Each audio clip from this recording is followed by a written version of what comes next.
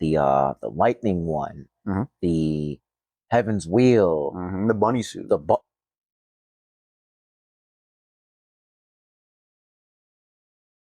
bunny suit. The bunny suit.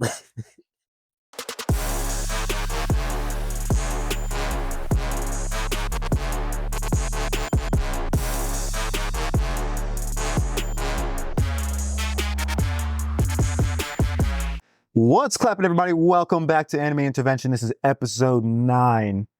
We made it. Almost episode 10. We're getting there. Almost episode 10. I'm your host, BMG, here with my boy, Clean Bean. Was good. How you doing? Everything good? Yeah, everything's good. You know, nice little hot day out today. But I've been watching some anime. Okay, what you been watching? Got 2 so far. Demon Slayer, I caught up on. So you finished it? Yes, I did finish 8 it. episodes. All episodes, all done. All right, what you got think? up there.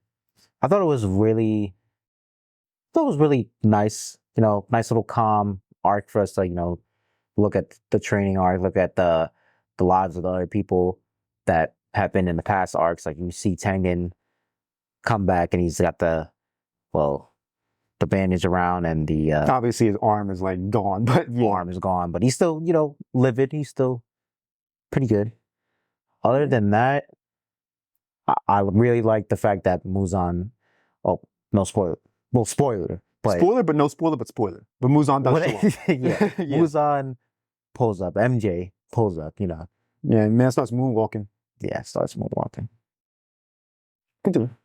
I do believe, however, that it was meant to be kind of like, you know, less action, mostly focused on like the development of Tanjiro himself. Yeah. So I'm completely fine with that. I don't know about anybody else, but I thought it was a good, you know, season.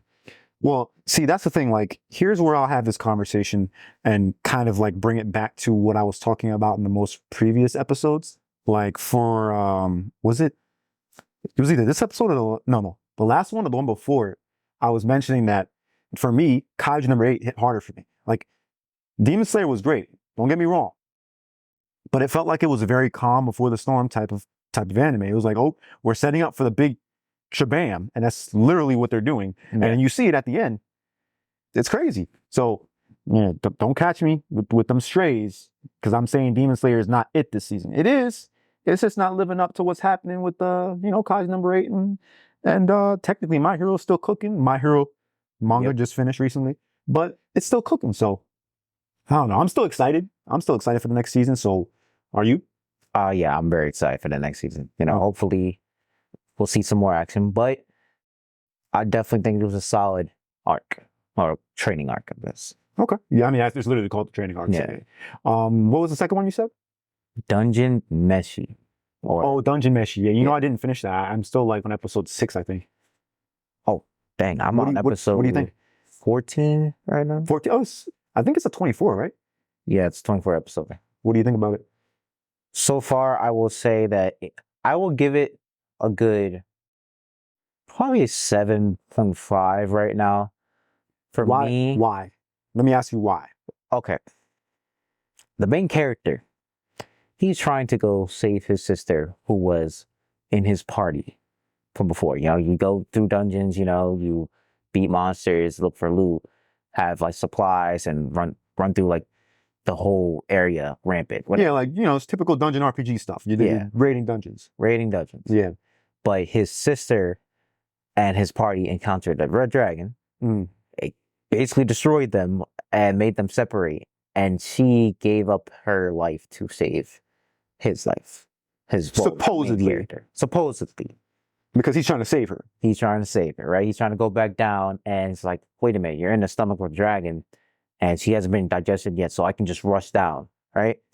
This man has no sense of urgency whatsoever. He over there cooking side dishes, acting like this is, I don't know, Hell's Kitchen or something. Like he don't care. He really don't care. Like he didn't eat monsters at first, but he meets another character, Senshi. But he's the dwarf, right? Yeah, the dwarf. Yeah. And then he's like, yeah, I eat monsters all the damn time. Like I'm fine over here. But he just encourages that behavior, and then he goes with it. And he's like, yeah, let me just eat some, I don't know, tentacle soup or something, like, or some frog, I don't know, cutlets or something. It's just nonsense. I think that's part of the reason why I kind of backed off. I'm gonna get back to it, but I think the reason why was because it felt like there wasn't enough to spur me to the next episodes.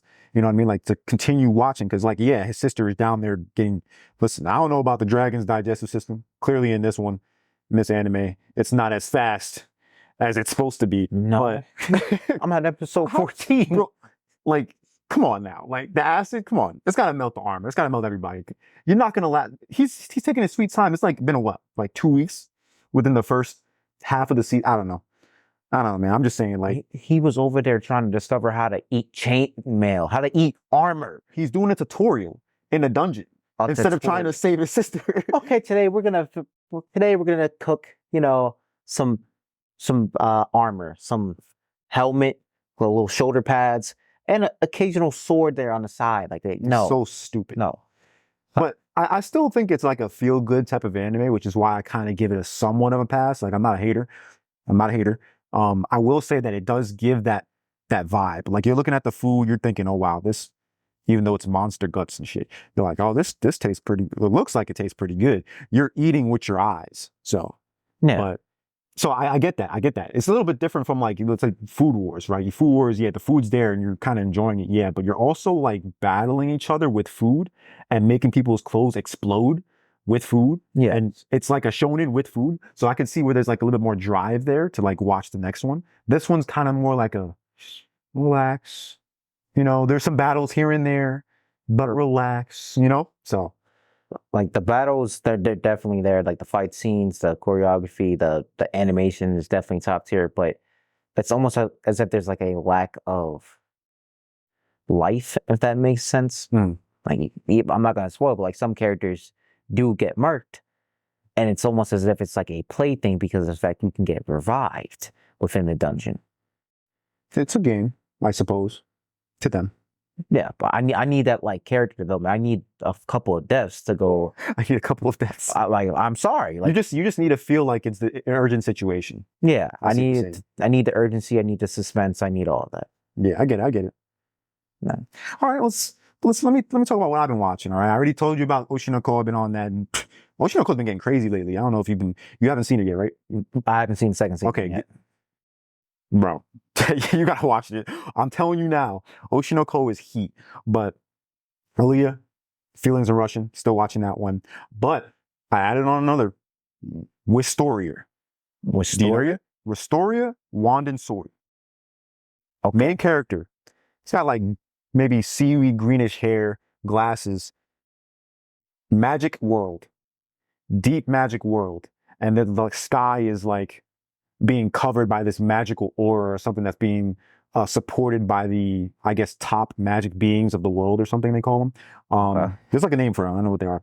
But that anime is giving me the vibes of like a mix of what's that one with the magical girl called with the witch? Oh, Little Witch. Little Witch. It's giving me that mixed with I want to say like underdog demon slayer, but not really, because Tanjiro is not an underdog, relatively not, because of who he's related to, right? But I'm just thinking of like characters that are underestimated and aren't considered to be the gods of their world in terms of like fighting. They're just shit. Like take what's his name from MASH? Oh, well, you mean well, yeah, MASH. Yeah, MASH. Take MASH. He has no magic, but he's like, he poops on everybody. He's just so strong, he destroys everybody. Yeah. So it's kind of like that, but not to MASH's level of like, I guess, comedy. It's not as comedic as, say, that anime. Okay, so it's not like a gag character. No, not at all. So what I will say is, it's worth the watch. Give it time, let it simmer, and then watch it all at once, like you normally do. Yeah, let it simmer. I did watch My Dear Friend Nokotan. It's like a comedy show about a deer, not a deer, but a person who is like a deer, but not really a deer. It kind of seems like they're a combination of a deer and a human. A combination. And, yeah, it's weird. I only watched the first 2 episodes. It's very, very comedic. And I will say that I enjoy it, but it's one of those ones where I have to like consume over time. You know what I mean? Like there are comedy ones where you're like, oh, I could watch this all at once. And then there's ones where you're like, okay, I can consume it all one at a time kind of thing. Like Konosuba, I could consume that like immediately. Yeah. So it's a little different. I also got Our Last Crusade, A Rise in the New World on there. Okay. You remember that one, right? I do the Romeo remember and that. Juliet one I was talking about last week? Yeah. I had it like, on the side. Didn't get to it yet. It's funny because I watched the first episode and I was like, I have no idea what's going on. I have to go back and rewatch the first season or something because I have no clue. And there's already a scene in the first episode where there's like panties like being stretched out. And I'm like, okay. That's So what we're going through. are we surprised? No. So that's what I've been watching. You know, it's been chill. It's been chill. There is one thing that I want to point out now that we're in like the Olympic era. There's been some stuff that's been happening in the Olympics that been like catching me off guard. Like we talked about this in that one episode we were talking about sports. Yeah. But we had the Olympic trials, right? So that way we can make the United States legendary by sending our people over, right? You got to qualify some certain people. You know Kenny Benderek? Kenny Benderek. Yes, I do. Kenny Benderek. I don't know if you remember that race, the one for the qualifiers. He's with Lyles, right? They're about to do like they're doing the 100 and they're doing the 200. Each event and each round, he had like a different headband on. Yep. He had one with the Sharingan on it, on the side, and then he had another one with the Rinnegan. Yeah. And then he had something else. Oh, wait, was it Sage of the Six Paths? It was Baryon mode. Oh, it was yeah, that's what it was. Yeah. And he had it right. I was like, I know people are calling this out. Oh yeah, people are definitely calling it out. Like you see all these different athletes are starting to like display anime like freely, which is perfect because it's promoting animes all across the world. It's not just like, US. I've seen there's one swimmer, I can't remember what country he's from. It might be either Australia, Korea, or Japan, one of those three, because he was a swimmer and he had on I think it was Sasuke's headband. I think because it was a slash in the middle. It was a slash on it. Yeah, it's probably Sasuke's. But that was like within the Olympics. That was within the Olympics itself. It's funny because there's that, and there's also the Japan was playing. I think it was Argentina or something. I don't know who it was, but they were playing Haikyuu's team. They were playing Haikyuu's team after Japan beat them. I was like, damn, that's crazy. You have the crowd in there, you're singing along. I'm like, wow. You might as well play that every single time. Give them some motivation. Like they're gonna take it all the way if they play some IQ like that. And then they got the shooting event. With the you got the target and you have to like, I guess hit a certain number of bullseyes with the actual gun. I forgot what rounds they use, but I don't know if you've seen some of the poses that these people be doing. There's this one guy. I got his name. I think it was Yusef Dicek. That dude's blowing up on like every social media right now. He's got the John Wick type of stance where he's literally like, and he's got his hand in his pocket too. And I'm like, this guy really out here acting like he's James Bond.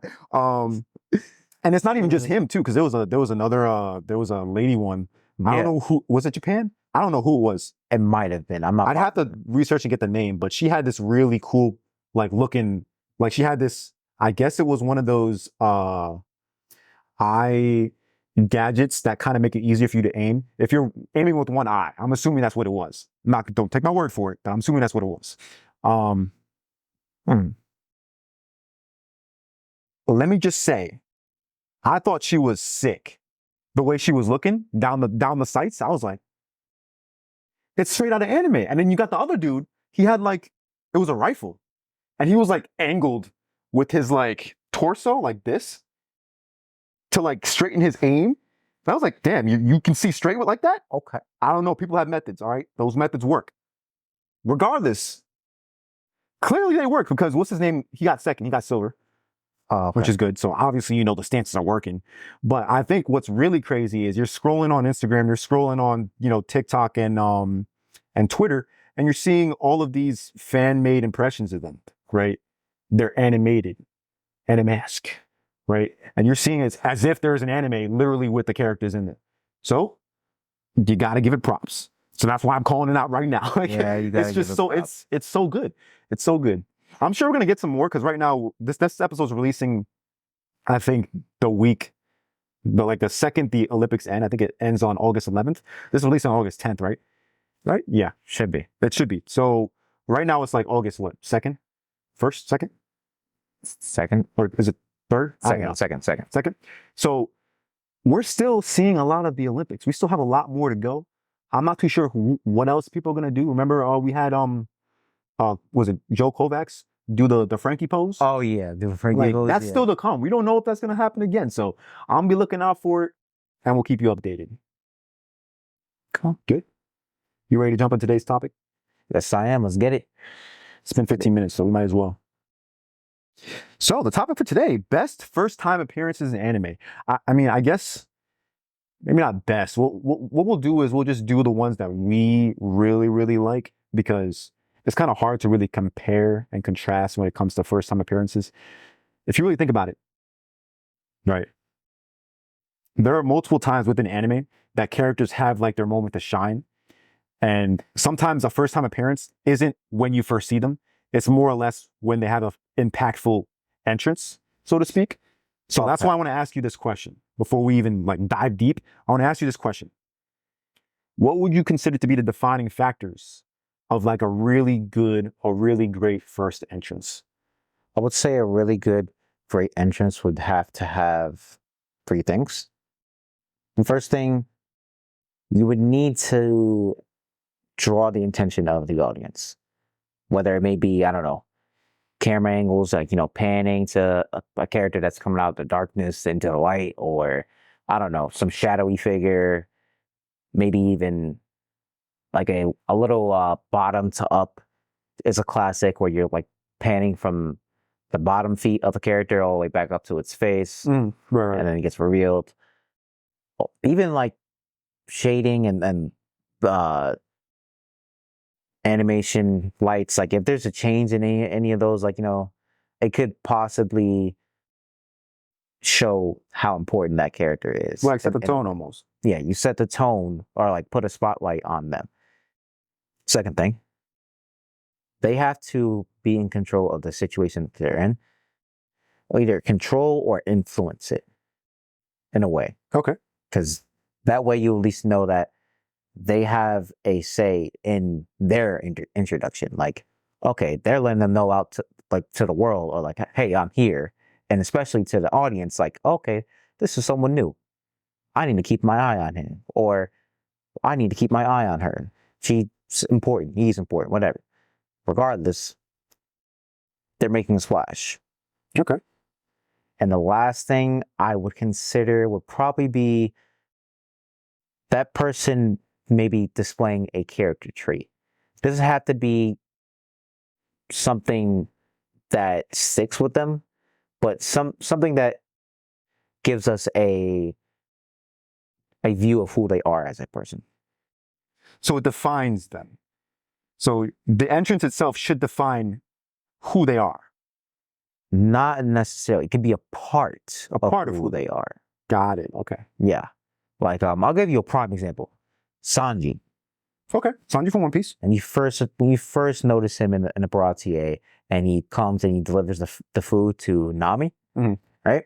He delivers the food, and then you overhear like some commotion with what's his name? That purple-haired dude that was in the Marines. That always a big shot. Yeah. Taking the girl out on a date, and he's like, talking loud, mistreating the lady, right? And he stepped up, and he was like, basically destroying him. Like he cooked him. Literally cooked him. And then proceeded to try to make his way into, well, we know what he does with ladies. It's interesting because his introduction is kind of like it doesn't counter who he is, because it's literally who he is. It's just in his nature. But the fact that he defends the ladies, that's the key point that I think people catch on to quick once he goes from there to then Nami. It's like two different sides of him in a way. You know what I mean? Like you're head first, you want the girl, but at the same time, you also want to protect them. So, and that is throughout the entirety of the show, right? Like he continues to be like super into women to the point where his eyeballs literally turn into hearts. We're now going to talk about Fishman Island. We're definitely not talking about We're first Unagi. not talking about. And it's not even just his eyeballs. This man lost how much blood? How much blood? I don't know. It's a lot of blood, but I see what you're saying. And that's a good, I think that's a good first appearance Yeah, for definitely. Sanji. I think it sets a tone for who he is. And it also is just, you get to see him destroy somebody. So that's just, for me, I think that's good. Yeah. What do you think about emotion? I think this is probably the most important factor for me when it comes to first time appearances. The emotion that the audience, because you said this with your second point, I think.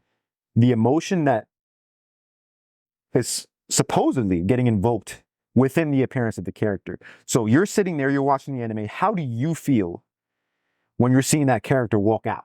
When you're seeing that character do whatever he's doing or she's doing, does it make you sad? Does it make you happy? Are you smothered with love and butterflies? Like, what is it that really resonates with you? And I think that's part of, as well, that first time experience, like, oh, this is a good one, I can definitely agree with you on that, because you're gonna have multiple introductions of a character where you can either create some suspense or you can create some mysterious vibe where it's like, wait, who is this person? Or you can create some sort of joy or goofiness of a character. Like, I'm gonna bring up One Piece again, unfortunately, but that's fine. Go ahead. You got time. Luffy. Yeah, Luffy. He appears. And his first appearance, he comes out of a barrel. Yeah. Jumping up. This man explodes out of a barrel. Explodes out of a barrel. Pause. Hits someone in the face. But, Pause. Yeah. But like, that kind of goofy introduction to especially a main character, sets a tone for him. Sets a tone. Like, he's very goofy. He's very silly. Even when he got out of the barrel, he's still clueless as ever, as usual. But he's like natural and always usually stays to himself, knows who he is as a person. Yeah. So I feel like that emotion, or like what sets the tone for what this character represents, that's important. It's funny, speaking of One Piece, because like there's just so many characters, and their entrances are so like well crafted in a way, if you really think about it. Like Zoro, when you first meet him, this man is tied up. He looks scary. Like, you see him, you're like, damn, that man's a convict. Yeah, convict. Like, what did you definitely do? Evil.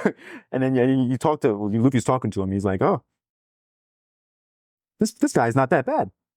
Clearly, he's a pretty bad dude. But Luffy's like, I don't give a he's like, flying fuck. I don't care, bro. I don't care. Like, I like you, bro. You're coming with me. Yo, and not even just him, but like even continuing on, like I really like Frankie's. Man shows up half naked, going wild, doing some crazy stuff on Water 7. Like, that's a good entrance to me. That for me, that's like, it sets the tone for his character, yes, but it's just something that's so out of pocket that it resonates with people who are interested in the One Piece's kind of wild nature and their characters, So I really like that. Okay, so let me ask you this. In terms of emotion, is it possible? Now, obviously this is, but I want to hear your opinion. Is it possible to hate, absolutely despise a character as their first appearance, and it still be a good first appearance? And it still be a... Like, that's what I'm saying. Like, I mean... If you hate the character, doesn't that mean that it's a good appearance? Like, what does that mean to you? Oh, definitely. Like, okay, you know how there's characters, both in movies and in anime, like, that are meant to absolutely infuriate you. Like, they're supposed to be the embodiment of evil. Yeah. Then yeah, for sure, you're supposed to hate them. So that would, the fact that you're able to hate them makes it a good appearance. Yes, especially if it's a villain. Like, probably simple. All for one. All for one. I do hate that nigga. Do you know what this man did? Yeah. When they raided, when they were trying to rescue Bakugo, right? And Genus finds All for One, and he ends up, exploring the whole area, rising up into the air, floating. Like, he's literally floating in air, staring menacingly. He's just like, I got my power back. It's over. It's over, bro. now. It's over. You're done. Oh, your best genius? Yeah. You got a hole in your stomach. Bye. Best genius, get the hell out of here. You're Best stylist. genius. Move out the way, bro. I'm sick and tired of this nonsense. Who? You really thought you did something? Bro, send his ass to a tailor. That's crazy. That's wild. Literally sent him to a tailor. He literally was white-eyed, did not know what happened to him. He got destroyed. Mountain Lady got pooped on. Yeah. Everyone was getting washed out the gate the moment this guy pulled up. And the only one that could do something was who? You know who I'm talking about. The boy. Your boy. The one and only. The one and only All Might. I mean, to be fair, that's another first time appearance for me that I think is just legendary. Why? Think about it this way. The first episode. Right, this is the first episode. You're seeing the adoration for somebody who is saving the day. Through Midoriya's eyes. You gotta keep in mind, that's the difference here. That's the difference between seeing it, from us and seeing it from the perspective of the character who is adoring the actual action. It's two different things. That perspective is what makes it a really good first time appearance for me. Because you were just saying it, the way the camera pans, the way it moves along the character as it introduces them, the way it accentuates the character's features. All of a sudden, this guy is extra brolic with a big ass smile on his face and a cleft chin looking like Johnny Bravo. And what do? You stare and you're like, wow. That right there is a man. And then, he eventually deflates, but it's still a man, right? So best first time appearance for All Might right there. I think he's good. There are a couple characters in My Hero I'd say will get that title. Oh, Edgeshot's a good one. Edgeshot, yeah. Isn't that the I think he's like ranked number 3 or 4 for the hero, right? Yeah. Yeah, for the hero list. And when he came on the raid with them, because there was All Might, it was him, it was Best Genius, Mount Lady, what's that guy with the tree with the prison? I forgot his name. Damn, it's right there. But it's on the tip of my tongue too. But yeah. No, I think that's a good one too. Yeah, he when he first appeared and displaying his power, just going inside someone else's, body and able to maneuver and destroy their body parts. It's kind of crazy. Yeah, that's kind of crazy. I'm not gonna lie to you. Yeah. Oh, Kamoy. That's the guy of the prison chain. With, with the wood. Yeah. That's it. Yeah, I remember. But no, that was definitely a cool character. I thought, especially character design wise and just his ability. So, okay. Well, another question for you. All right. Do you think that good first time appearances are necessary for establishing a baseline for character development? Really good character development. The only reason why I wouldn't say it's not, it's definitely a baseline, but it's not the end all be all. Okay. Because you can always have a trash introduction and you end up being going through stuff. Because the way I see is that introductions are very, subjective. That's fair.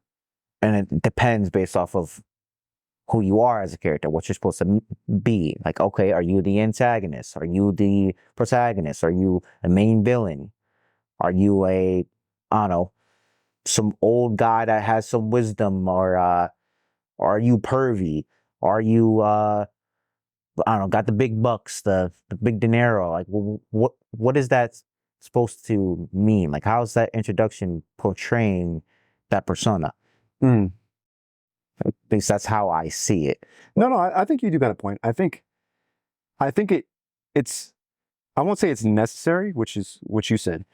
It's definitely a part of the process, but it doesn't have to be, because you could introduce a character in a way that's not necessarily impactful, not necessarily considered great, and that character could be a very big stepping stone for either the MC or just the story in general. So I do think that's a good point to make. Would I say that it's at least required in a little bit of a fashion?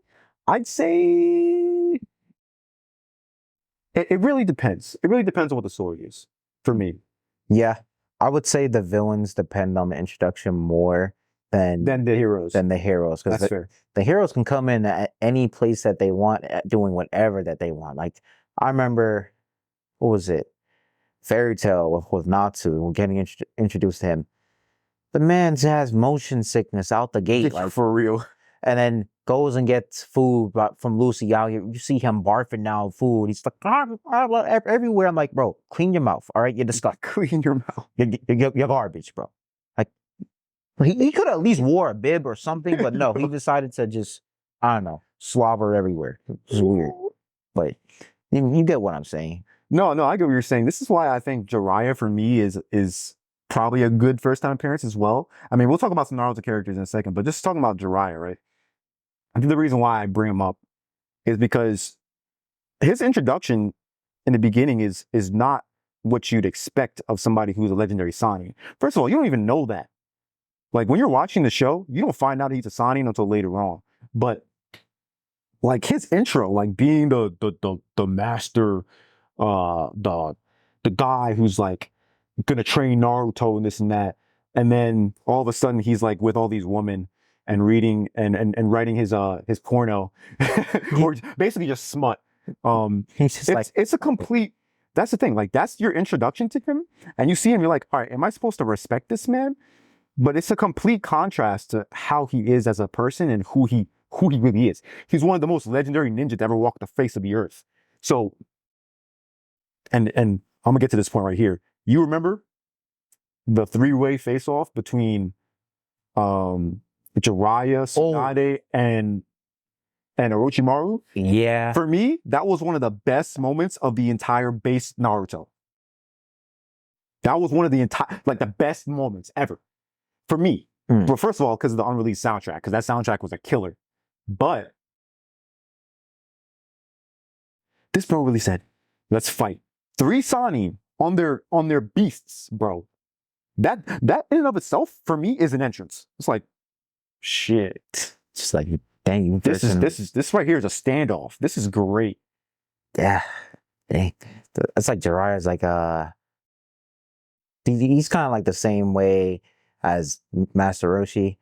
Like, oh yeah. Okay, you're portrayed as the pervy guy, old pervy guy, with wisdom somehow. Yeah. And then also you become like, I don't know, extra brolic and extra strong for no. Yeah, the only difference is that Master Roshi's power level differs greatly from his students. That is true. Jiraiya is a little bit different because, you know, Jiraiya is still super strong. Obviously, Naruto gaps him by like a mile later on, like way more. But just thinking about that in terms of like Goku to Master Roshi, like that's exponential right there. That's ridiculous. Yeah. What was I gonna say? Oh, Itachi.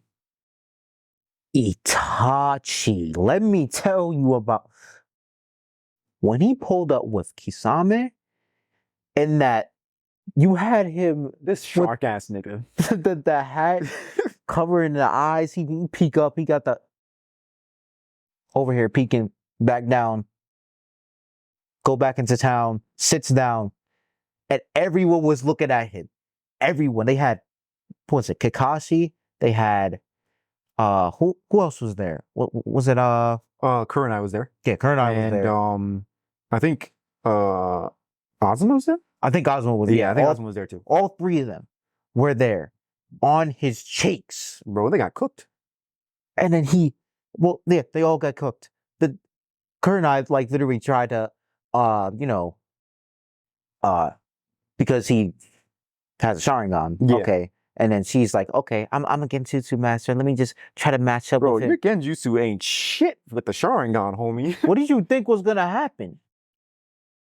What did you think was gonna happen? We've all seen them. Like, I'm not saying TikTok is a good representation, but we all seen them TikTok with those people doing those Itachi, remakes. Like, okay, you get into the Itachi Genjutsu. What happens? You're gonna rethink life. Bro, you're gonna live an entire life in the Genjutsu. And then another one. And then another one. And another one. Like, no, stop. In pain and suffering. Having ravens crawl out your stomach. But yeah. Nah, Itachi and Kisame's entrance was kind of wild. It was cold. Like, it was so cold, the fits were so fire. But I think the worst one, or I guess not the worst one, the best one, would probably have to be Madara. I mean, I'm not trying to say that Minato's isn't good, but let's just say that Madara pulls up and like claps an entire army. Like, who does that? Madara's, I will say this with my chest, was the best introduction of a character I ever seen in my life. I don't care. I do not care. All your animes, I do not care, bro. I don't care about a single other anime character other than his introduction. Because he came up, got reanimated, and he looked down, he's like, honestly, y'all all cannon fodder. I'm gonna be real with you. Let me drop down here and let me box 1,000 to 10,000s of y'all. And I don't care. I don't even know what the number was. It was an army, bro. And he was just cooking. Nobody could hold a candle to this man. He was cooking everybody. You know what was so bad? When they had like 20 or however many shinobi, like they did the water breathing jutsu. Oh, right. Yeah. To kind of counteract his fire breathing jutsu. And that didn't mean nothing. Like one person destroyed 30 people. Combining a jutsu. One person. Huh. Then proceeds to cut up everyone. Took like what was it? Took a bomb, placed it on another person, threw a kunai back at another person, then decided, okay, I'm just gonna use my Susanoo, then afterwards send 2 planetary devastations on everyone's heads. Yeah, no. I'm sorry. Now that was the introduction of just pure strength and evil. That's pinnacle right there. And you know what's funny? His entrance doesn't. Okay, it reminds me of. It's obviously not on the same scale, but do you know Esdeath from Akame ga Kill? Yes. I like her entrance because of the fact that she literally pulls up and is like, "Hello, guys." Freezes an entire army. I mean, to be fair, it was like hundreds of people. It's nowhere near what was happening with Madara. Madara was clapping cheeks, but it's along those lines of like, you're kind of setting the tone and you're making a statement with your entrance, which is what I think makes the entrance really, really good. Yeah. Like even with, we could talk about Bleach, right? Oh, Bleach, yeah. Talk about Bleach. Let's talk about you know what I'll do? Let's talk about Renji and Byakuya when they first pulled up the town. Okay. Renji and Byakuya trying to get Rukia back to the Soul Society because she's doing some crazy nonsense, right?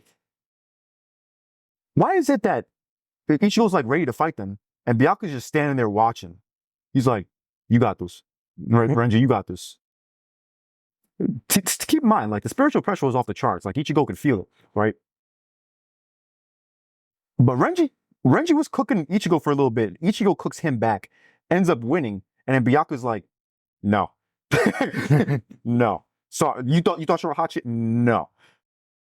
Doesn't he like cut his Zanpakuto in half or something like that, or he like cuts into it? Yeah, I think he does. Yeah, and then says, "You're slow." You're slow while he's falling. You're even slow while you're falling.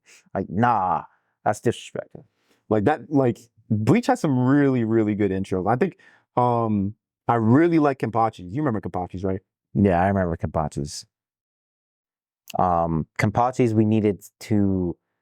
He was like in a tower. I believe not in a tower, but like in above the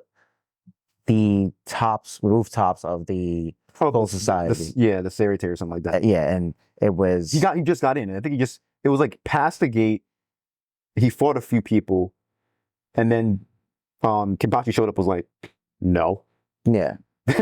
just no. Yeah, so just nah. Okay. We needed to. He ended up getting there. Him, Hinataro, and I can't remember the other guy's name, and you're just sitting there, and it's just like, oh, spiritual pressure. Oh, why is this guy's beads? Why do I hear them from afar? And oh, that's the chilling part. The beads. The beads. You hear the beads, and you hear him walking. And you're like, who is this guy? He's so big. Yeah. You know who I forgot? Kaido. Kaido because you remember that opening. You remember when first of all, this bro is trying to kill himself by dropping from the sky. And he doesn't die. That's gotta be an entrance. That's a really good entrance. It's a really good entrance because you know how he's drunk all the time over here drinking. He's like, you know what? I'm just gonna drop from a sky island and land directly into the like just ground to end it all. Gets up. Fails to kill himself. Gets pissed off. Gets pissed off. God damn it. Tries to start a. He's like, you know what? Let's just start a war, like with everyone. I'm like, bro, what are you on? Like, Bro, imagine that kind of life. Imagine being the head honcho, like one of the strongest beings on the planet, and you're so bored that you have to kill yourself. And you can't kill yourself, so you're like, nah, now I'm just gonna go destroy the entire planet. yeah, that's I think that's a solid first appearance, best appearance. yeah, because he invoked fear into Kid. I forgot that guy's name that plays with the music. Like he has like Oh, with his like elbows kind of like rearranged, almost as if he has like 7 different joints. yeah, like he looks Yeah, that dude. terrible. But regardless, all of them thinking that they're hot shots, and I think the guy Hawkins, Yeah, Hulk, yeah, yeah. was there too, Yeah. and all of them get absolutely destroyed, and then kidnapped and recruited into his ranks as well. Speaking of Shanks does clap a few people in the most recent episode. That was kind of crazy. But going on from One Piece to Dragon Ball. So Dragon Ball, okay, what you want? What you picking? So I do like Mercenary Tao and the way he invokes his presence. First of all, bro pulls up on like a pillar, or was it a tree or a pillar? One of the two. Regardless, he's flying around on a lock of transportation. There we go. How do you fly 300 miles or whatever the distance was with a pillar in the air by throwing it, and then first of all you throw it first, right? And then you fling yourself up to land on the pillar that is already flying in the air.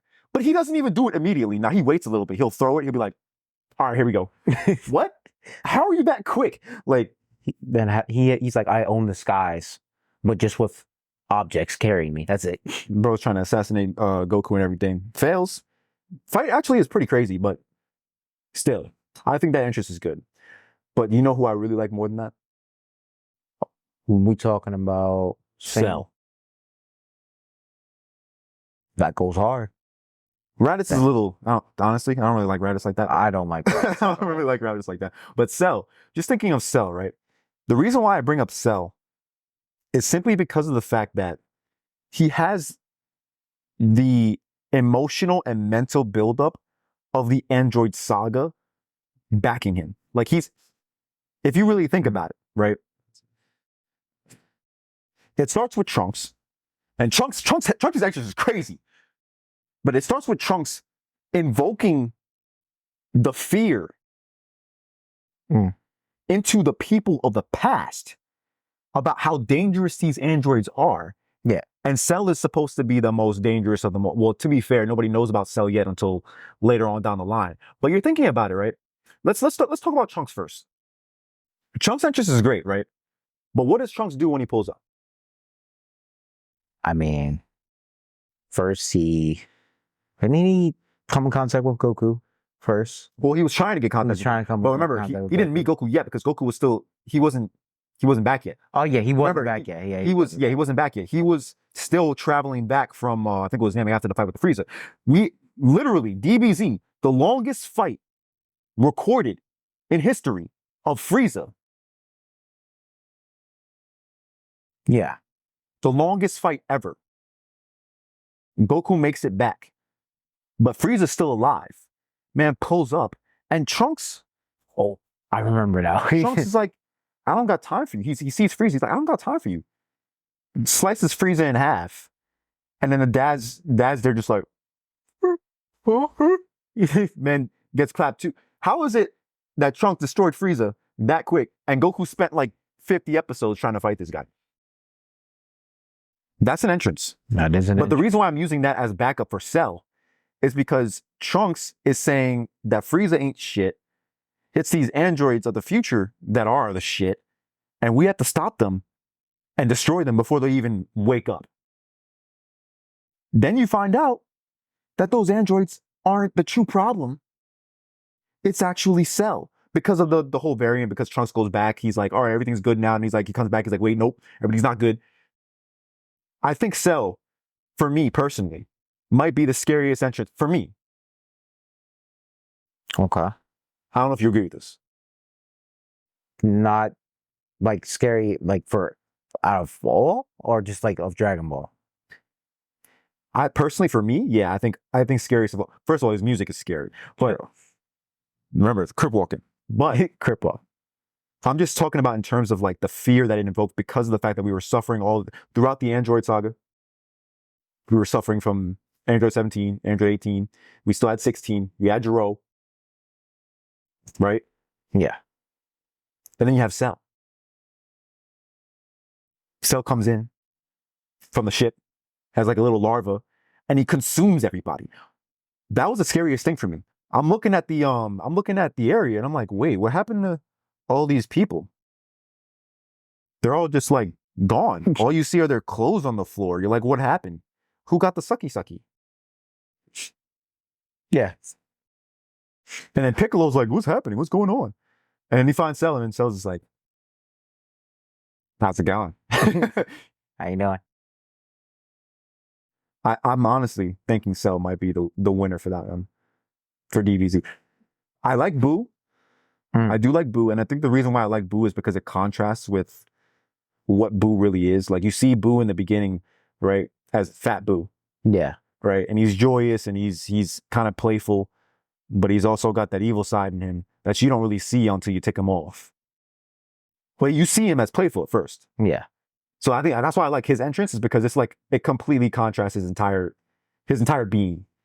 That's why when you see the split where he's got Evil Buu is out of him and he's just regular Buu, you can see the drastic difference between that, and it sets the tone throughout the entire Buu saga.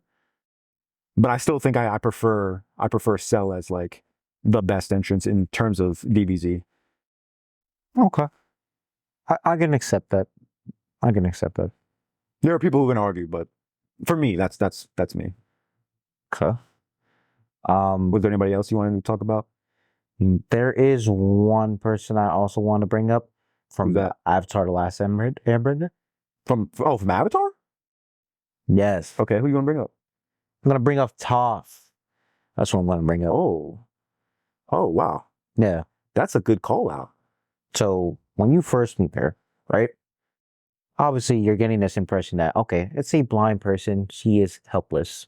Right. Okay, and may need assistance all the time. Not very strong. Not aware. Okay, fine. But then you go to the tournament, like underground earthbending tournament, and she ends up actually being the champion of the whole entire thing that people don't even know.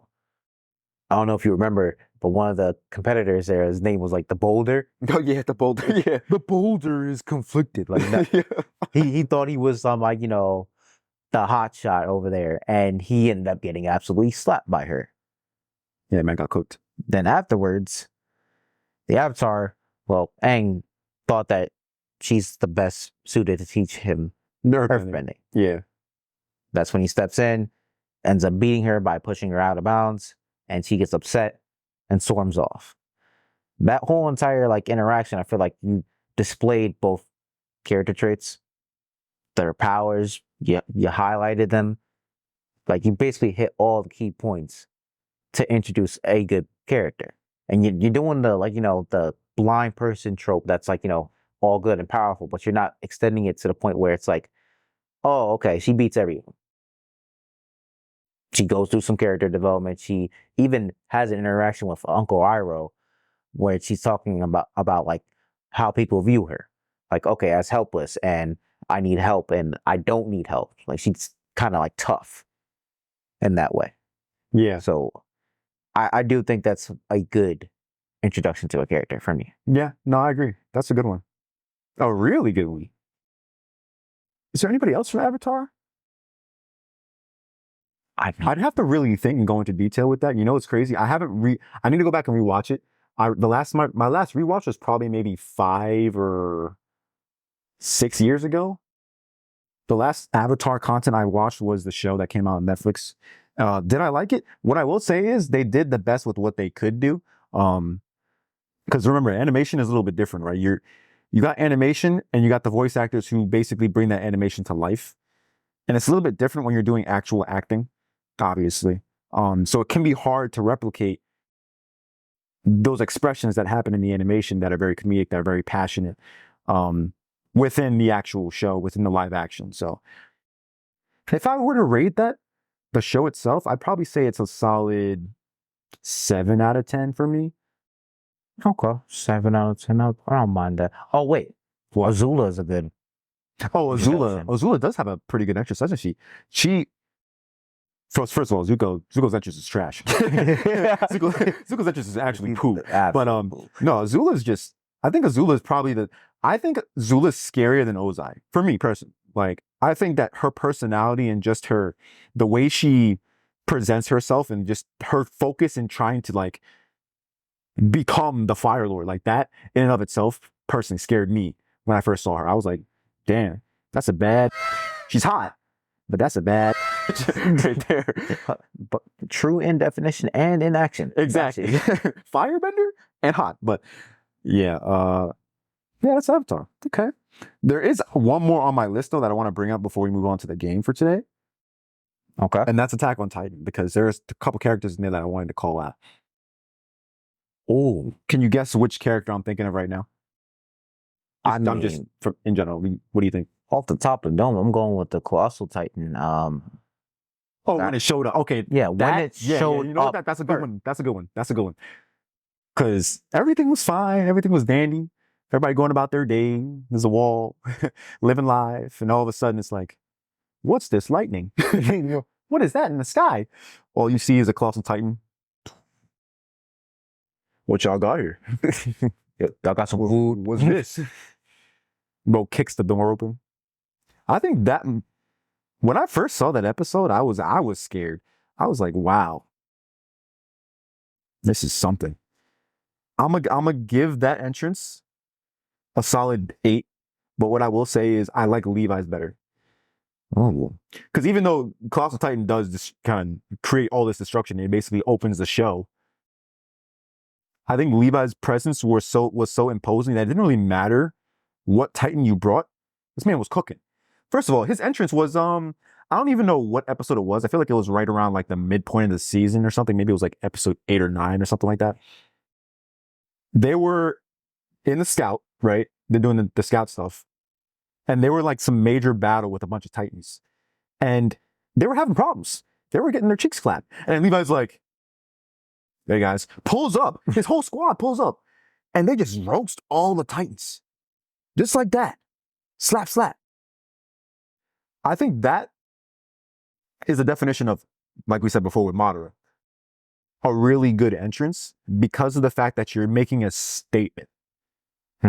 You're making a statement with your entrance. So I like that's that. why I got him on the list. Like, I don't know if there's anybody else that you want to call out on Attack on Titan, but Levi for me, that's it. That's it right there. Maybe like Kenny Packerson, but other than that, yeah. That's true. yeah, like I think Levi can definitely take the cake. Yeah. All right. Any honorable mentions? Honorable mentions. Oh wait, the Beast Titan. Oh, yeah, you're Beast right. Titan. He was. First of all, why are you swinging rocks like that? He's just like, matter up. Bro, the amount of damage that the guy did just with rocks baffles me. Yeah. He out here just swinging like shot plate. Did you finish? Did I finish? The show, yeah. The show. No, I So did. you didn't finish it. I'm still. I did finish it. I finished it, I think it was back in February, because the final part of the third part of the final arc of the arc that's final, because they don't know how to get things final, because they just have like 10, 30 different parts. I think it came out like November. And then I was like, let me just let that simmer a little bit. And then I went back and I watched it. I was like, okay. Because I read the manga, so I already knew how it ended. I just wanted to see how they animate it. Obviously, they do a magnificent job with animation. But you have to get to it. Yeah, I'll definitely finish the last season, because I waited because I thought they were just gonna do like a 24 episoder, get it done. Yeah. But it just got up. Nah. It kind of got out of hand, honestly. They could have, I feel like they definitely could have squeezed it a little bit. They were trying to milk it.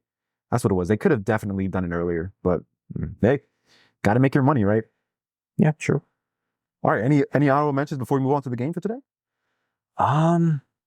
That's really it for me, man. Okay. All right. If there are any other I'm about to say side characters. If there are any other characters that have really great entrances that you think deserve to be mentioned, please put them in the comments.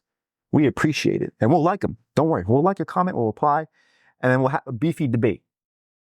Oh, debate. That's really all it's been on, like, in the comment section lately. Everybody just talking smack for no reason, expecting me to like drop a giant comment in response, which I kind of fall for sometimes. But hey, not anymore. I mean, people, they're, entitled to their opinion. Like, I look at it this way, like, if you think, I don't know, if you think that some vampire weird, I forgot what that anime was, where, Which one? all right, now whatever. If you think some anime is good and it ends up being trash, like, let's say you think the second season of Shield Hero is good, you think that's the best season ever, and I disagree with you, I can't change your mind. No.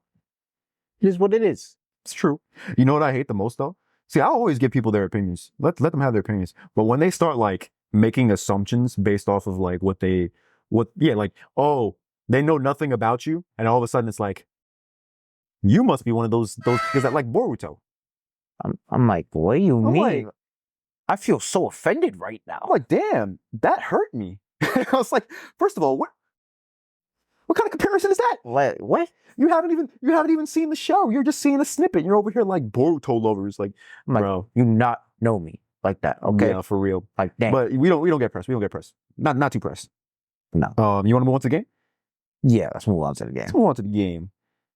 Today it is side character crackdown, homie. But back to side characters. I tried to choose some side characters that I thought you would know. Pretty confident that you've known or seen some of these anime, so you should know these characters. But they could catch you off guard. So what do you want me to do? You want me to go first? Or you want to go first? You can go first. All right. Number 1. This anime side character has green hair, green eyes, and is an elf. She is 2,000 years old, which is considered young for elves, by the way. And she has a nickname for the MC that she always uses. I don't think he's ever called him by his actual. Maybe she has, but. Quick question. Is this how to pick up girls in Denon? No. Okay. Well. Whoa. I'm about to lose. Any other hints? Or... Want me to give you the nickname that she uses? Yeah. Orkbolg. Come on. This from Goblin Slayer? Yes. Yes, it is. What's the character's name? Oh my god.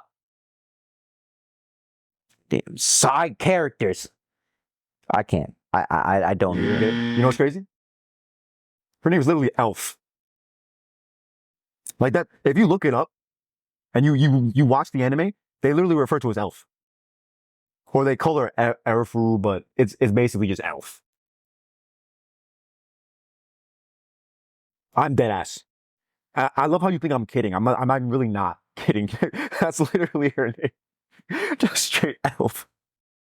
That's what they refer to her as, bro. Okay. Okay. Hit me with your first one. 0 for 1. So, in a world filled with magic, we have a person who has long black hair. It's like a little messy. He has red eyes and was part of a dark guild. Part of a dark guild. Keyword was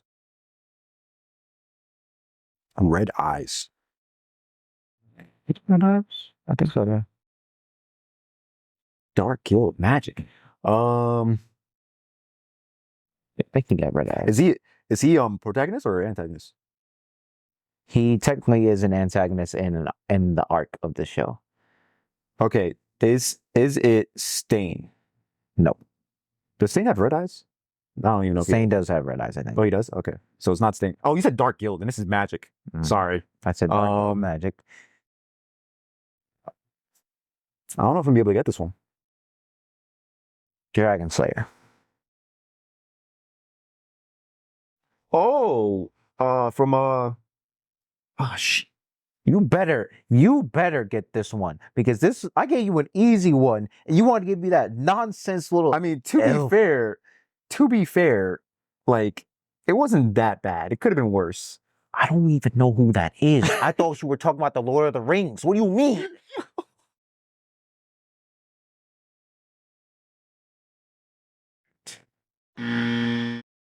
What was the anime? Fairy Tail, Gagio. Iron Dragon Slayer. Oh, I wasn't thinking Fairy Tail. I was thinking Sword Art Online. That's crazy. Okay. So does he have red eyes? I think he does. I'm pretty positive he does.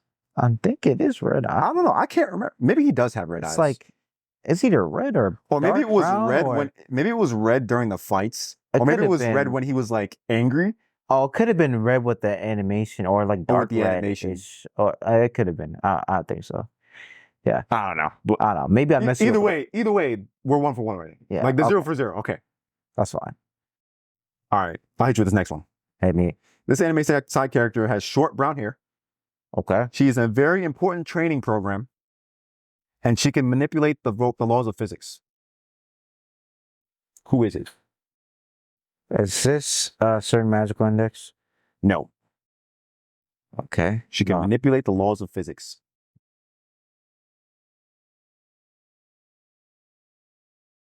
Specifically one law of physics. Which law? If I give you the answer, you might actually get it. Should I say it? At this point, because I have it's gravity. Gravity. Okay, and then you said short brown hair. Yep. All right. And she's in a very important training program. What am I doing right now?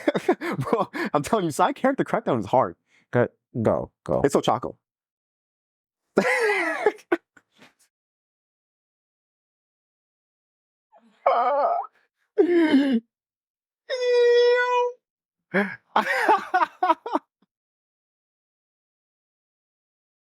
You're trying to tell me I missed Kirby? That's what you're trying to tell me? I missed Kirby?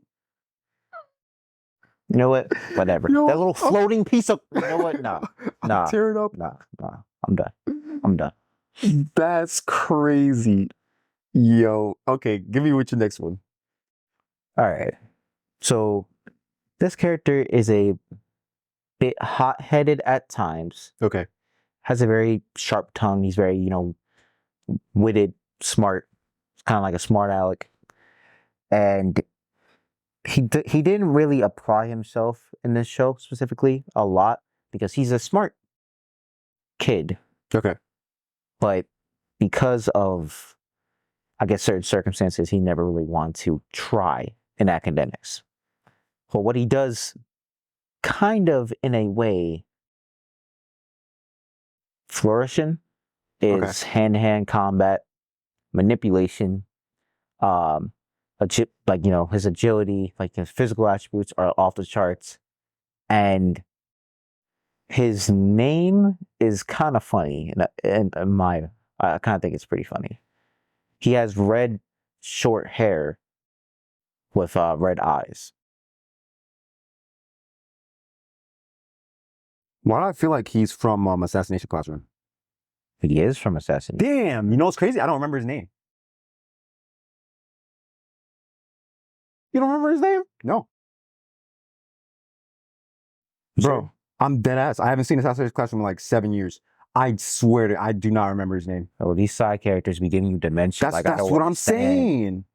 I swear, okay, what? All right, I'm giving up because I just don't remember his name. What's his name? Karma. Oh yeah. Okay. Yeah. No, there was no way I was getting that one. It should be Karma. Like that's my guy. Like, hold on, let me try to Damn. Fine. You know what? Quick pick. Let me get the next one. I'm pretty sure, yeah, that's who it is, but Yeah, that's him. yeah, it's definitely him, 100%. Yeah. Oh, yeah, definitely, 100%. All right. Let me do the next one. All right. This anime side character is depicted as the antagonist for half of the show. She has jet black hair, fierce eyes, and an indomitable personality. The MC of the anime is her sister. Is this Sasuke? Yeah, you got it. Okay. Satsuki Kyurien. Thank you. Thank you. That's a W. Thank Which means I'm still 0-2. So, all right, go ahead. Sorry, I'm one of what, 3? All right. So in a world of demons and curse techniques, Mhm. you do have a person who does not have any curse energy, meaning they cannot use these curse techniques to exorcise demons. Okay.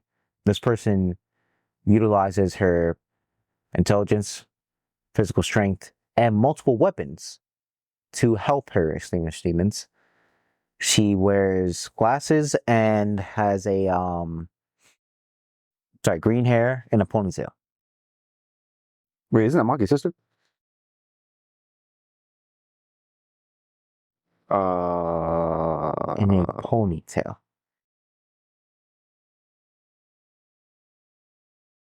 Bro, I know her name too. I literally know her name. I mean, you do. I know her name. No, Bro, I'm I saying, know her name. what I'm saying is that you do because you literally just.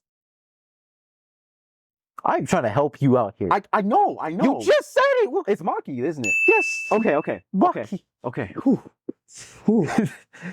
Yes, Maki. Because you're mixing her up with her sister. Oh, I'm mixing up with her sister. Okay, who's okay. Who's mine? Okay.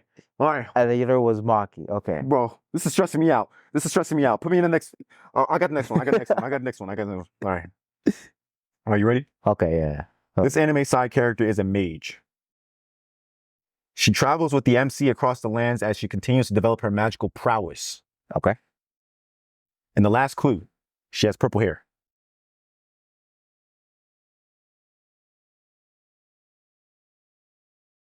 Why you? Why in the world? Yep, she travels with the MC across the lands as she continues to develop her magical prowess. She has purple hair. And she's a mage. Is this? No, it's really not coming to me at all. Nothing is hitting. Not a single These side characters be getting it. It's Fern. I would throw my hat again, but I know it's gonna make an extreme large sound. Like, I may want to drop kick everything in this room, but I can't do that. Yo. Okay, so that means, does that mean that I have one and you have one? Yeah, okay. Hit me up with your fourth one. Okay, all right, I got you. So, this character is in a world of trading cards that have powers. I'm gonna give you that because I want you to think about what trading cards are used. Okay, so is it Yu-Gi-Oh? Damn, you know what's crazy? Yes. I hate that y'all use Yu-Gi-Oh because I cannot remember for the life of me character names for Yu-Gi-Oh. Okay. For the life of me, homie. All right. Remember, this guy is a CEO, okay, of a certain corporation, a global technological company that is responsible for creating. Yeah, I know who it is. I just don't know his name. You remember him saying, like, you're a disgrace to the game. Yeah, I remember. I just can't remember his name now. This is so dumb. I know. Why can I not remember these names? It's so annoying sometimes because it's like, okay, yeah, you asked me like 3 years back. I mean, I'll remember it. But you asked me now, I'm like, who are you? Like, I have to mention. Like, I don't understand, bro. Seto Kaiba. Oh, it's Kaiba. My guy. Okay, we're good. He had that, you know, that drip off. Look, my producer is pissed that I didn't even get that right. Look at her face, bro. And I know for a fact Chris is ready to punch a wall. But anyways, it's okay. Let's continue. I know it's late. Let me get this next one in. Let me get this next one in. All right. All right, go. This anime side character is a short 14-year-old true vampire. She wears a soft black and purple dress, has a purple bow tied in her hair, and wears laced gloves. In her true vampire form, her appearance changes drastically. Her mouth becomes like wide open, like a gaping maw, right? And she has sharp teeth and a long tongue that comes out. And she's like, you know, true vampire. All right. Who is it? Well, with the long tongue, like at that point, y'all basically just describe Melina from That basically is Melina at this point. But that's disturbing. But continue. dang, true vampire.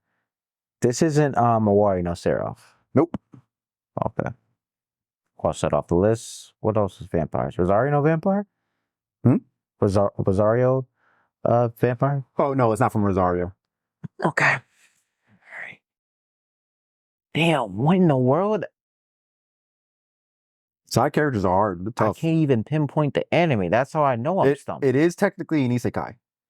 An isekai. Well, actually, no, I wouldn't call it an isekai. I'd say it's more akin to Sword Art Online. Like, kind of isekai, kind of not. It's Overlord? Weird. Yes. I'm helping you out. Chantier or shit something. It's a, We were so close. oh my gosh, no way. I should just give it to you, shouldn't I? All right, I'll say you got the point. Yeah, it's Shoutier Bloodfallen. And I actually pinpointed it down for You once. got it. Wow. You know what that means? That means you got the win. I mean, that depends on this last one.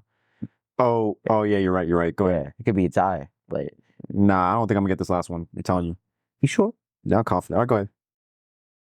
In this anime, a town is built around an abyss. Oh boy. Here that we go. descends and gets dangerous Oh, boy. and treacherous.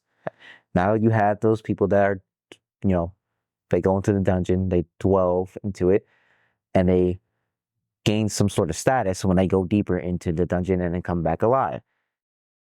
There's one person. She is most notable and has a white whistle Oh. to represent her status, being a legendary, you know, traveler within the dungeon. She's very tall, black and white.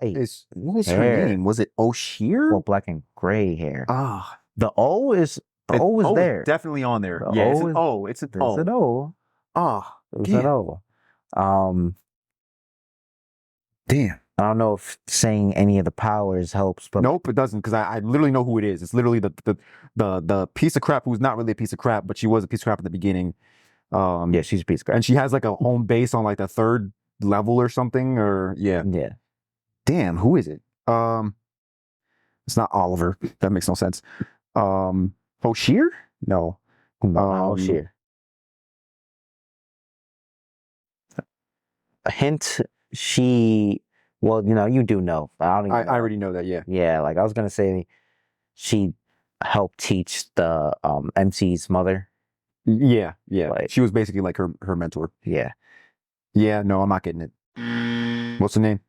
Ozen Ozen. from Made in Abyss.